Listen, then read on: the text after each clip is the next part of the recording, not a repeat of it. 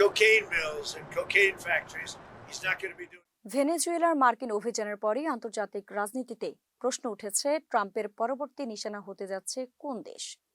এরই মধ্যে কলম্বিয়ার প্রেসিডেন্টকে হুমকি দিয়েছেন মার্কিন প্রেসিডেন্ট ডোনাল্ড ট্রাম্প, এমনকি কিউবার প্রতিও হুঁশিয়ারি উচ্চারণ করেছেন। এসব হুমকির মধ্যেই ইরানকে লক্ষ্যবস্তু করে নতুন একটি ছবি প্রকাশ করেছেন তিনি। বিশ্লেষকরা মনে করছেন ইরানে আবারও মার্কিন অভিযান পরিচালনা হতে পারে। এবার হয়তো অভিযানের মাত্রা আরও বাড়ানো হবে।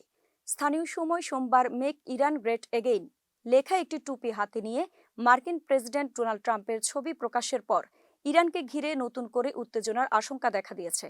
ছবিতে দেখা যায় ট্রাম্পের হাতে থাকা টুপিটি তার পরিচিত রাজনৈতিক slogan make America great again এর আদলে তৈরি।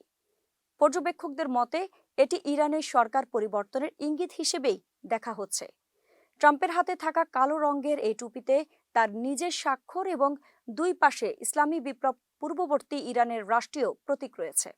ছবিটি প্রকাশ করে রিপাবলিকান সিনেটর লিন্ডসে গ্রাহাম লিখেন, মার্কিন প্রেসিডেন্টের সঙ্গে আরেকটি দুর্দান্ত দিন, যিনি আমেরিকাকে দেশে এবং বিদেশে আগের চেয়েও শক্তিশালী করে তুলেছেন।